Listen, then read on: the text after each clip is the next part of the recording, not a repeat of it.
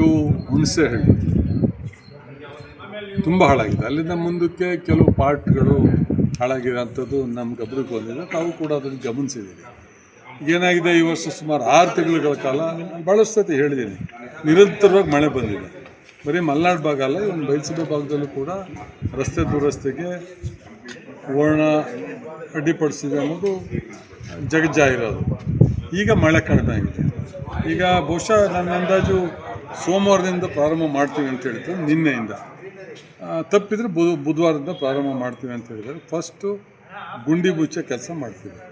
ತುಂಬ worst reach ಇದ್ದಿದ್ದನ್ನು ಸ್ಕ್ಯಾರಿಫೈ ಮಾಡಿ vet fix ಹಾಕಿ roll ಮಾಡಿ ಸ್ವಲ್ಪ ಇನ್ನೂ ಸ್ವಲ್ಪ ಒಣ ಹವೆ ಬಂದಮೇಲೆ ಕಂಪ್ಲೀಟ್ ಭೂಮಿ ಡ್ರೈ ಆದಮೇಲೆ ಆಸ್ಪಾಲ್ಟ್ ಮಾಡೋ ಅಂಥ ಕೆಲಸ ಮಾಡ್ತೀವಿ. ಈಗ ಹಾಲ್ದು ನಮ್ಮ ಏನು ವಸ್ತಾರೆಯಿಂದ ಶೃಂಗೇರಿವರೆಗೂ ಒಂದು ನಯನ ಮೋಟಮ್ಮ SHDPಲಿ 25 ಕೋಟಿ ರೂಪಾಯಿ ಹಾಲ್ದು ಟು ಹುಣಸೆಹಳ್ಳಿ ಕೊಟ್ಟಿದ್ದಾರೆ.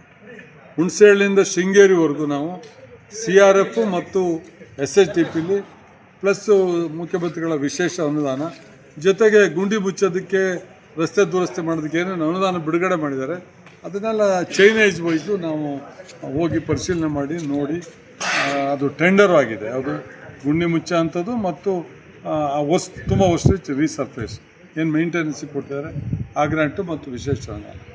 ಈಗ ಒಂದು ಇದು ಯಾವುದು ನಮ್ಮ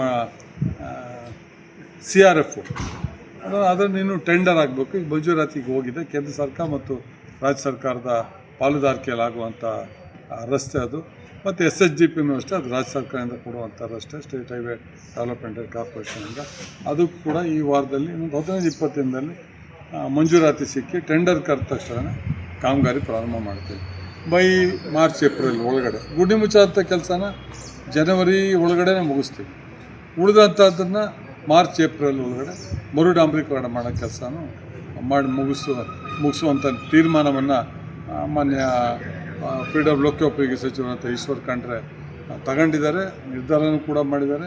ಜಿಲ್ಲಾ ಉಸ್ತುವಾರಿ ಮಂತ್ರಿಗಳನ್ನ, ಶಾಸಕರನ್ನ ಎಲ್ಲ ಕರೆದು ಸಭೆನೂ ಮಾಡಿದ್ದಾರೆ. ಕೆಲವು ಭಾಗಕ್ಕೆ ಭೇಟಿನೂ ಕೊಟ್ಟಿದ್ದಾರೆ.